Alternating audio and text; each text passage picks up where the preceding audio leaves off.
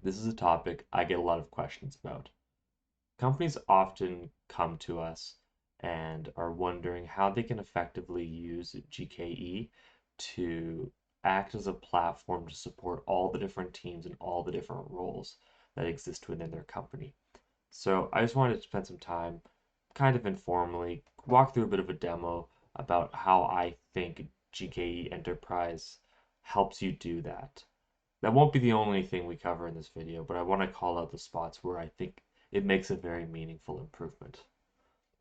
And when we think about this topic about, well, who are we trying to support on these tech platforms?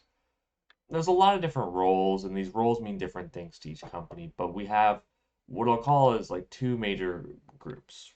We have operators and we've got developers. Now, when you have an operator, what are the types of things that an operator, as a personality, is the one going to be responsible for at a company? They might be responsible for things like patching the cluster, right?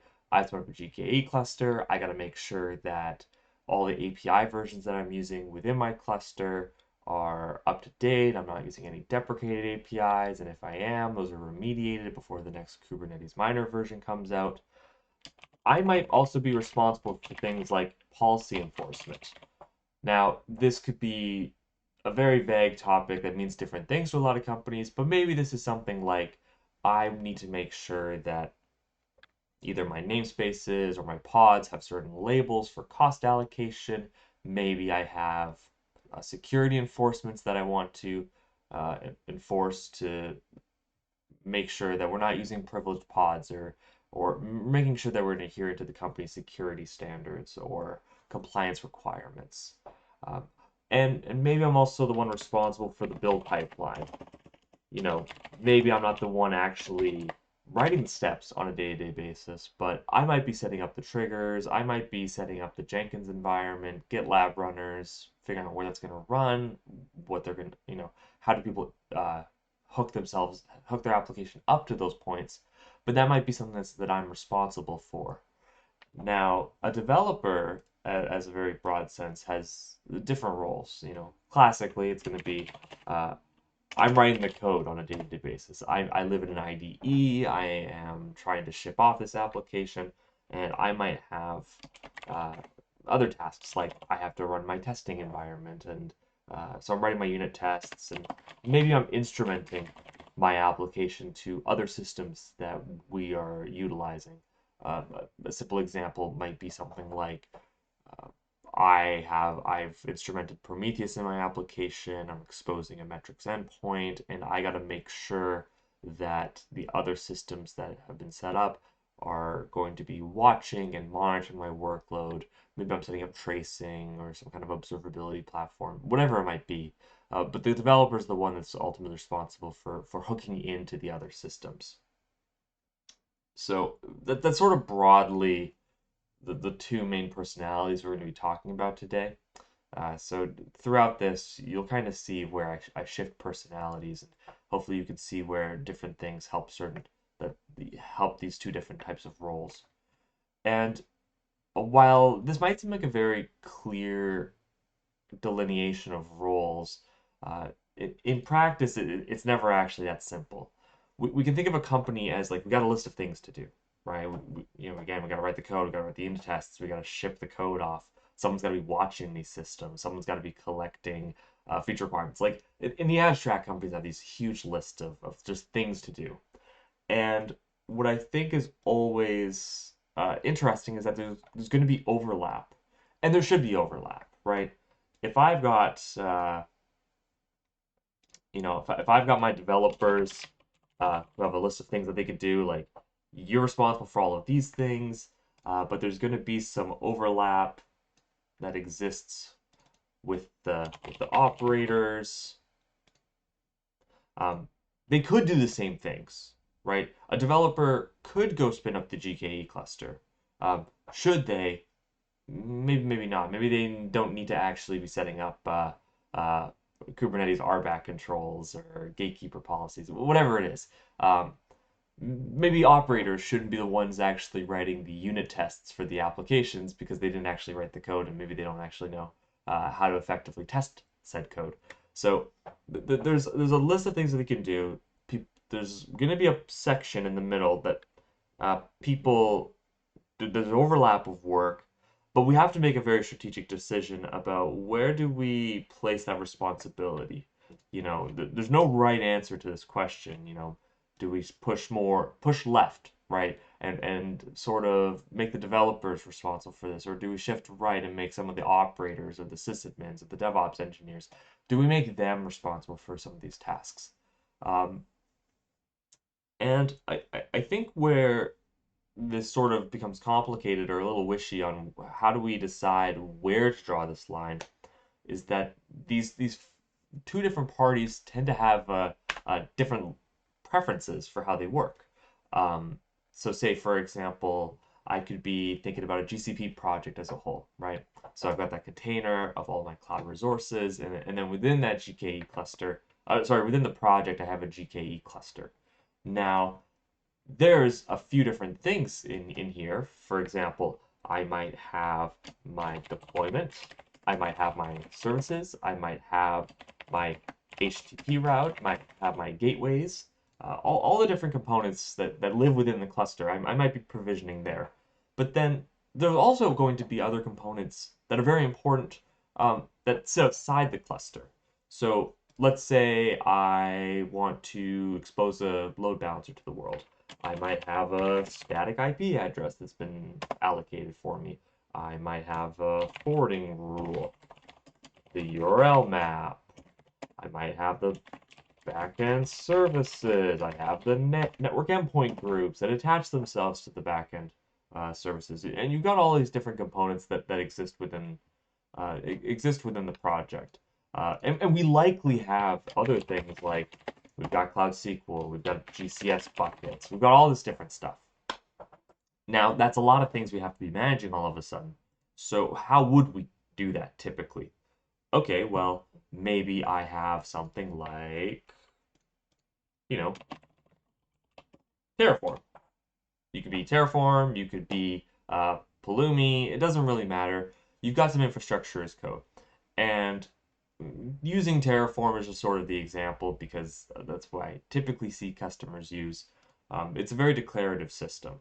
It's declarative, and then also there's a bit of a reconciliation loop, right, between the desired state and its actual state. So Terraform, you're going to write what it needs to look like, and then even if you've automated it, right, you are specifically choosing when to press Terraform or enter Terraform apply.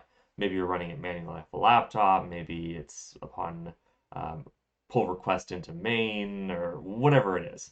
But you're specifying when that is declared. And you might be using Terraform to manage Cloud SQL. You might be using Terraform to provision the GCS buckets. And you might be using Terraform to provision the GKE cluster itself. But within the cluster, once you've provisioned things like the HTTP route or the gateway, suddenly it's not all operating in Terraform, right? So, the services might be responsible for the network endpoint groups. You might have the HTTP routes are managing the URL maps, the gateway is the thing that's responsible for setting up the forwarding rules. The gateway itself might reference the static IP. Let's make this nice curve. There we go. The reference might be the gateway resource might be referencing a static IP address to say, hey, go use this static IP address I've already allocated for myself. But some of it was declared in Kubernetes manifest files that are stored someplace, and is continuously making sure that the environment adheres to the desired state. But some of those resources were provisioned through a different configuration perspective. Like, Terraform provisioned this, but then we have to do a handover to Kubernetes to collect this stuff. Now, that's all fine and good. All of what we've said is declarative, but then you also have this other system where you would maybe prefer an imperative system, right? And that's maybe oftentimes what software developers like. When you have things like CDK or Pulumi, I think a lot of developers really take advantage of using, an imperative programming language to manage their infrastructure. But, in this situation, I think we're following steps along the way to determine what the infrastructure should look like.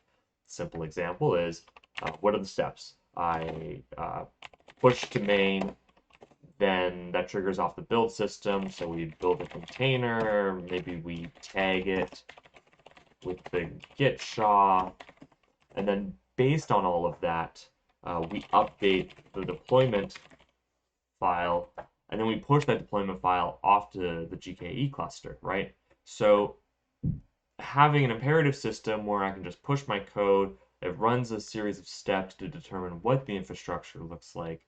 That's far more useful to me as a software developer, or maybe it's going to be my first choice, uh, probably over the the Terraform approach. And I get there's a lot of gray area. You could have a build system, update your Terraform, and push that off. I'm not saying that Terraform or any tool in particular can or can't do a specific thing, but these are the types of personalities. These are the types of preferences that these folks tend to gravitate towards. So with all of this in mind, where you have like different reconciliation systems, different people are responsible for different roles. Um, Within these environments, I want to try to give what I think is a very cohesive solution to this problem.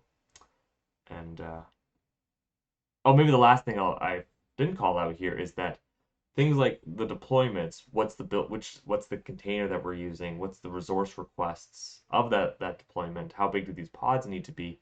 That's something that the developer often knows because they wrote the software and they understand the performance requirements. But things like the gateway resource, you maybe would choose to have the operator manage that because the operator is the one potentially that has the most context of, do I have to have certain Cloud Armor policies attached to the load balancer? What is the name of the static IP address? Do I want to set up an HTTP to HTTPS redirect? All of that stuff is something that potentially the operator would want to decide and manage themselves. So it's not even clear cut of like, even within a cluster, there's going to be a section that possibly the operators want to manage more so than an individual developer does. So we've got different reconciliation systems, you've got different configuration systems. And then even within a system of like within GKE, you've got multiple parties trying to interact with this thing, and use it effectively. So let's dive into an example that I think works quite well, and I recommend to a lot of our customers. So let's first start off with what does our environment look like? Now, this can be provisioned with Terraform. We're not going to go into the Terraform code because it's not super important for today, but uh, I've got two Kubernetes clusters. I've got a QA cluster and a production cluster. They're all going to live in the same project for now, but that's fine. Typically, we would split it between projects, but for our sake, this will work. Now, within this cluster, I, as a platform owner, maybe I'm provisioning this off of Terraform, but I also want to be able to manage things like what's the that load balancer example that I talked about earlier. Now, the way that I'm going to manage this is, instead of me having a manual process to push my Kubernetes manifests off this cluster, I'm going to lean on a GitOps approach. And in this situation, I'm going to lean on the first part of the config management suite uh, that we're going to show today, which is config sync. And config sync is quite simple. It is the GitOps tool that Google provides as part of GKE Enterprise. Within this, I've got two clusters. I've got two memberships to GKE Enterprise. I've got my production membership and I've got my QA membership. Those correlate with the production and QA clusters. And they're both attached to the same Git repository. But what you'll notice is that the production cluster is going to be syncing to the master branch, while the QA cluster is synchronized to the QA branch. So you'll see, we'll give an example of why this is beneficial, but as you can see, we're starting to go through a very similar, Git workflow of I want to test in my QA environment before I actually push it off to production. Now, when I go look at what that Git repository looks like, now I've got this one folder for this specific demo, and within this folder, I've got the system folder. This has got some configuration stuff, not much to cover in there. But what we have is another folder for namespaces, and then this is where we're going to store namespace specific resources. So let's go into, let's first start with the gateway one, because that's probably got the most to it. And now when I go in here, I see I have two resources. I've got the namespace itself, but then I also have a gateway. And this is going to be the entry point into my cluster, right? So you can think of this as a load balancer that's fronting the GKE cluster. What you'll notice here is that I can specify the gateway class. If you're not familiar with the gateway API, it's like an ingress controller, a little more extensible, a little more customizable. But a key feature is the gateway class, where the cloud providers or whomever you're using can parameterize and set it up with different load balancer types. So I can choose to have this be a global application load balancer, or regional load balancer, multi-cluster. I can have a multi-cluster one. If I'm dealing with a distributed global system, maybe it's traffic director, all of that stuff. I can specify which gateway class I'm going to use. In this situation, I'm using a regional load balancer, and I can reference a static IP address that I've already allocated for myself. But what's interesting here is that I'm controlling the stuff that me as an operator I care about. But when I talk about my listeners, right, I'm exposing port 80 to the world. Where am I going to accept HTTP routes from? I'm saying I'm going to allow this from any namespace that has a certain label of shared gateway access equals true. So this is where simple example, but I as the platform owner, I have an opportunity, or as the operator, I get an opportunity to come in and say, I'm gonna choose who's allowed. Like, you have to have the RBAC controls already set up to be able to deploy stuff into these namespaces, and otherwise you're not able to utilize this. So I get some control of who can attach themselves to my load balancer, but I'm not actually setting up the routes, like no hostname routing, path-based routing, anything like that. I'm just saying it's open. You got an endpoint whenever you need it. And then when I go to the default folder, so for just the regular default namespace, you'll see that I have specified in here the shared gateway access label is set to true. Now, all I've done here is I've just said, okay, I'm going to whitelist this namespace, and that's all I've done. But within this, I do have the opportunity. I could come in here and say, well, I'm going to set up, role bindings. I can set up my service accounts. I can set those service accounts up with workload identity federation. Set it up with workload identity. All that stuff, right? I can set up cluster role bindings if I set up a folder for the cluster thing. I can interact with the cluster this way without actually having to like go in there, set up a build pipeline, and do all that stuff.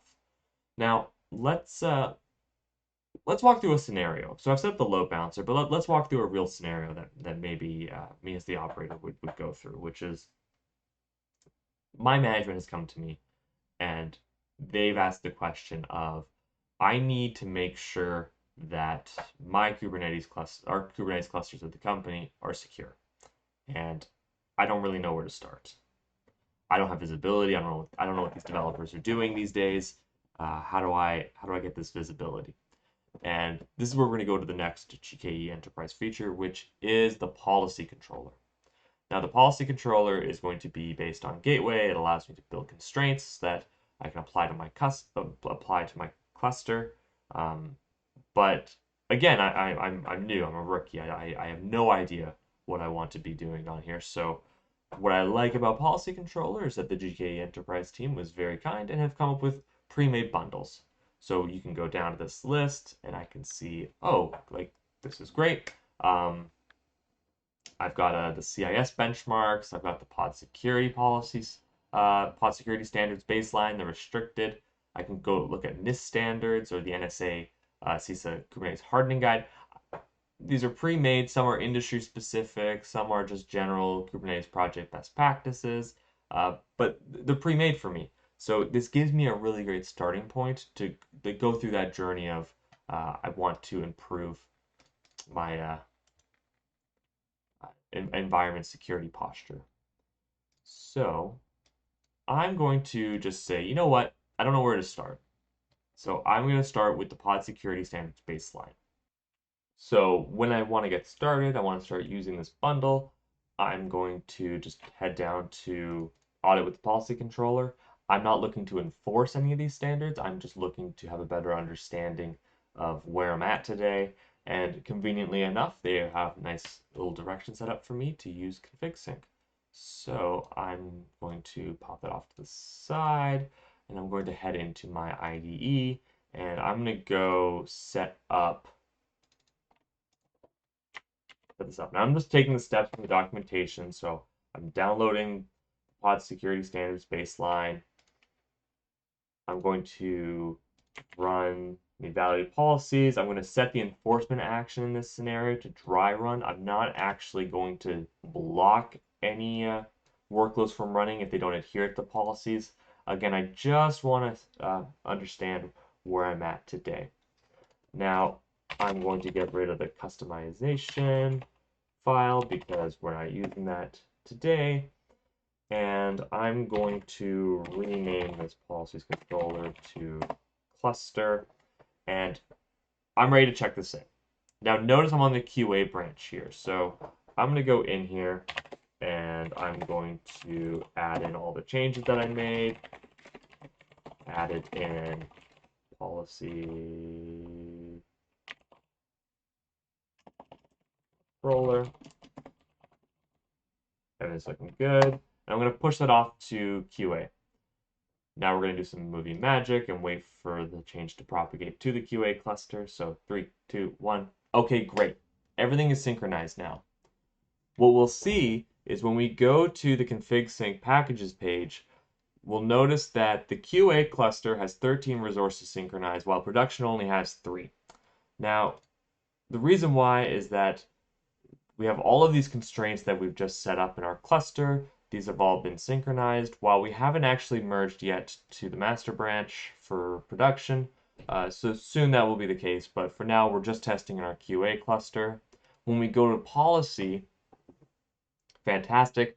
We're now seeing that with compliance with Kubernetes standards, so far all the checks that we've put in have been passing. So this is excellent. Now we've got a nice single dashboard across all the clusters that are going to be within our fleet to have a very quick snapshot of, are we violating any policies? Now let's go through, now that everything's looking good from a QA perspective, I'm going to just check this in to check it out to the master branch. So git merge QA, commit, pushing policies to,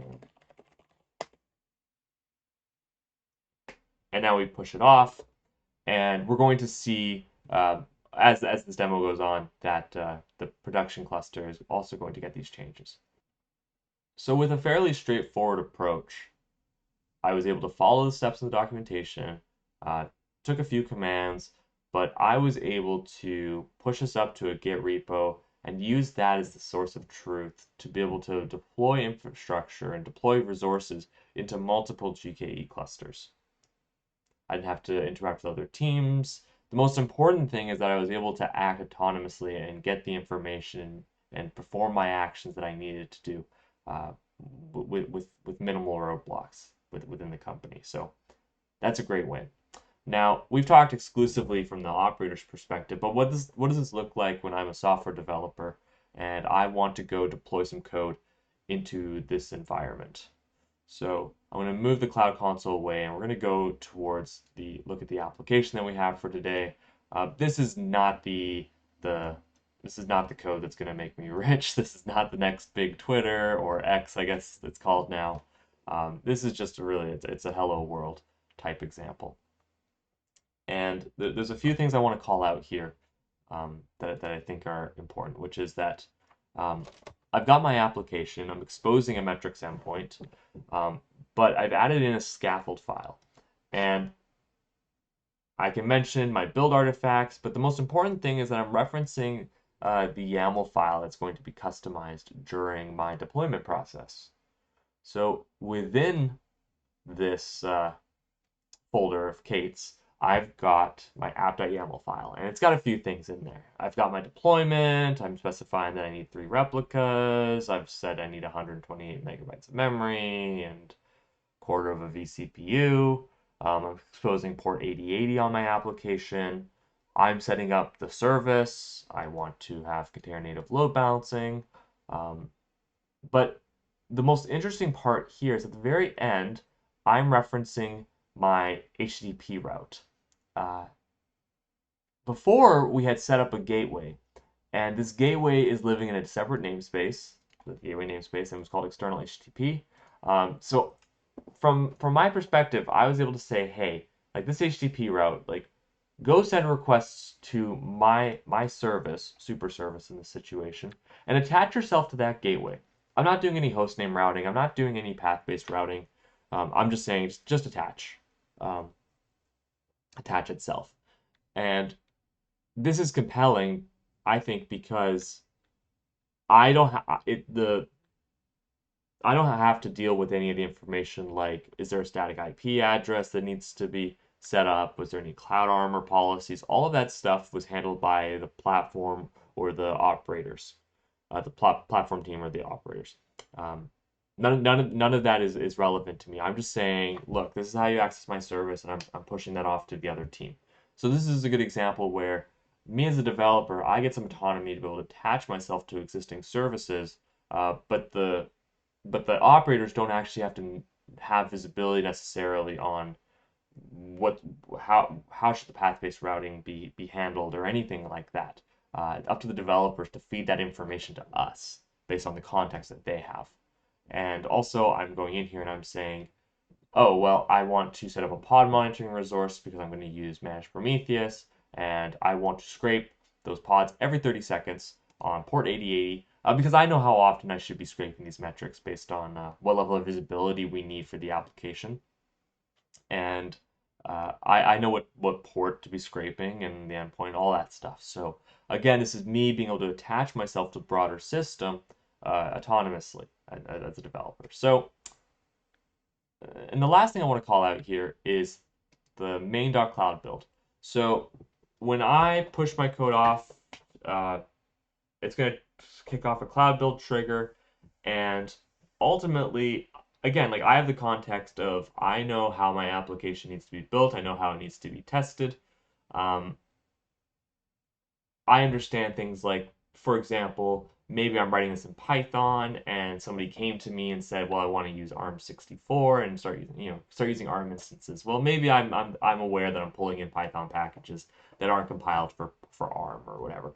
Or I know that it's a Golang application and it's, you know, generally speaking, quite easy for me to be able to recompile my application to take advantage of ARM. So I can come in here, I get control to be able to say, well, I want to use ARM64. We're not going to build that because that takes a little bit long to build for demo purposes. But also at the very end, I know that when I push off to the main branch that I want to be able to kick off Cloud Deploy. And Cloud Deploy is Google Cloud's managed CD platform. So I'm passing in my container image. So up here, we're saying go build the image. We're going to tag it with the short SHA, but then we're going to feed that in as a parameter into Cloud Deploy, and it's going to use this container image to overwrite any reference to this container name. So this is how I have that imperative build step to say, okay, based on the previous step, what's the short SHA of the container image, go use that to deploy it to GKE. And then I don't actually have visibility into what this release cycle looks like from this perspective right now.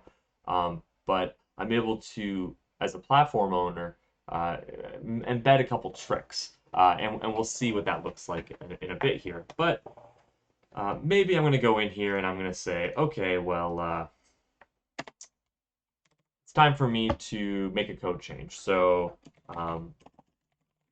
Prometheus metric named handler count that accepts to labels called handler name and method.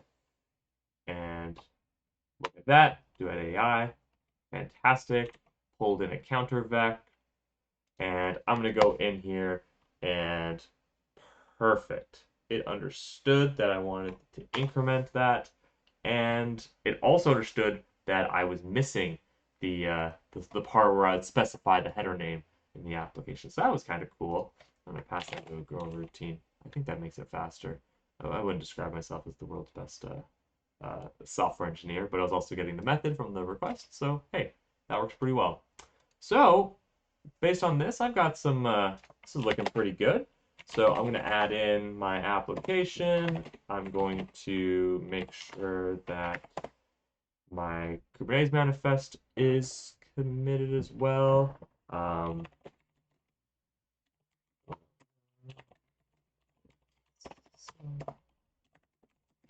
right, so I'm going to say check this in, added new prom metric, and we're going to push that off to the main branch, and we're going to kick off that build pipeline. I totally realized I forgot to make a change that would actually be visible during the demo purposes. So we're going to make one more change into the application, which is that we're going to go in here and we're going to say, instead of going to hello world, we're going to do bonjour world. So we're going to go add that in. Message. And now we push that off to the main branch. Great. Now, what's happening on the build side of things? So if I go into Cloud Build, I can see that a build pipeline has just started. So notice how I'm using the Docker container. I'm not using the cloud builders that are being provided. This is just like the regular Docker container. You can pull in arbitrary containers. You can create your own cloud builders for Cloud Build to customize the build environment however you want. I think Cloud Build is actually a pretty darn great CI tool, all things considered. It's very easy to get started with, very easy to get things done in. So I'm going to do some movie magic. We're going to come back in a little bit once this build pipeline is done in 3, 2, 1. Great. That's finished now. Container has been built, pushed off to artifact registry, and now we've kicked off a cloud deploy pipeline. Again, that is Google Cloud's built-in CD system. Now, when I go off to cloud deploy, what we're going to see is now my software is being pushed off to the QA target. So think about it very similar, almost in a way to having Cloud Run, right? Like Google Cloud is going to run this platform that I'm pushing my container images into. I suddenly now get that same workflow or that same mentality with this Kubernetes cluster. I'm just deploying into a cluster. Now, I might decide to run some verification processes, which is built into Cloud Deploy, or I might run my own integration tests on the side.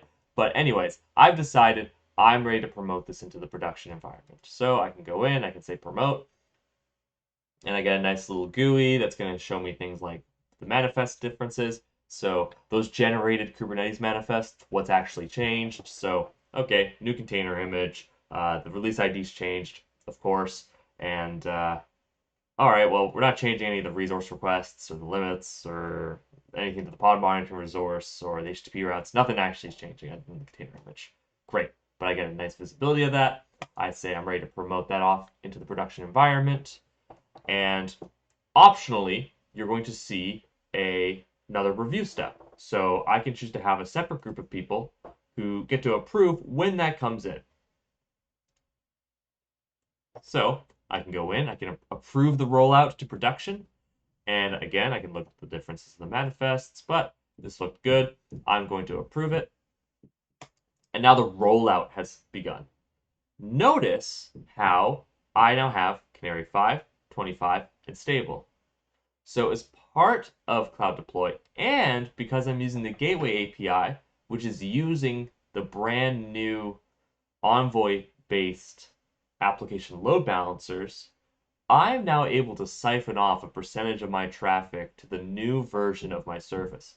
And Cloud Deploy is going to go handle all the Kubernetes machinations to set up the new service, set up a new deployment that's going to be related to the canary portion of this, deploy a percentage of the traffic over. All that's being handled for me. So once this deploys, we will be able to see that 5% of our traffic is going to start getting siphoned off to the new service. We can make sure that, hey, did we see a spike in error rates? Did we see a spike in latencies? Was there any problem that occurred before we roll it out to production? So great deployment technique. It's a classic. So much easier now with the Gateway API.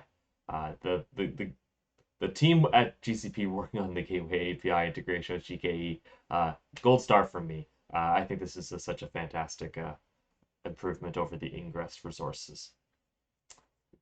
So we're going to wait a little bit, maybe do a little bit of movie magic to speed up that deployment process. Great. It's now deployed. 5% of the traffic is going to now be going to the new service. We will just see between based on what says hello world versus bonjour world. Let's go to my IDE where I've got a very simple little load testing script. So we're going to go in here, we're going to run that load test, and we're going to see that some of those requests are coming back with the new service. Okay, looking good. I'm just going to assume we haven't seen a spike up in error rates or anything like that. So let's go promote this. Let's advance the rollout. So now I want to see 25% of the traffic going through. Okay, great. The canary to 25 has finished. Now if we go back to VS Code, we run that script again, we should see more traffic starting to divert over to Bonjour world. Perfect, starting to see a little bit of uptick in traffic changing over. Looking good. Now I can advance the rollout to production, and what you can see is I now had a very easy means to do a canary rollout into a GKE cluster. I didn't have to worry about service meshes. I didn't have to worry about really much at all from an application developer perspective. I got a lot of functionality while just having to maintain a small bit of YAML for my deployments, my services, and my HTTP routes. Everything else got offloaded onto Cloud Deploy to handle the nitty-gritty of actually deploying all of that stuff. And of course, from a platform perspective, I was able to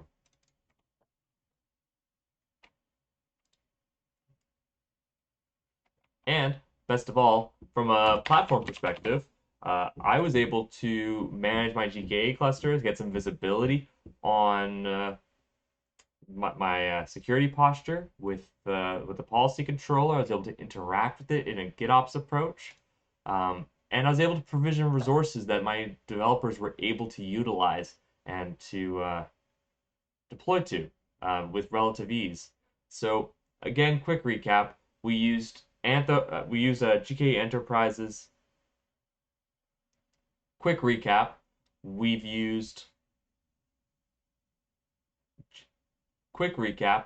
We used GKE Enterprise's config management tooling to be able to use config sync for a GitOps approach along with the policy controller to get a clear visibility about the security posture of my environment.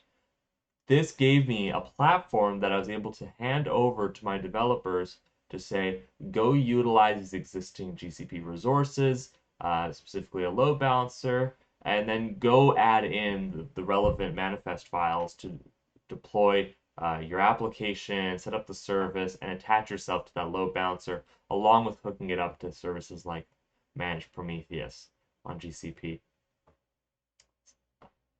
That's all I got today. This is a lot more informal than maybe I typically like to run these presentations, but again, I wanted to give a good example, I think, of how GKE Enterprise provides a very good, solid foundation and platform to be able to allow teams to work together independently without slowing each other down while not compromising the ease of the platform and this overall security posture that GCP is hoping to provide to you. So I hope you enjoyed the video. Please leave a comment if there's any more GKE or GCP related content you'd like to see. And thanks again for watching. Please be sure to like and subscribe. Thank you.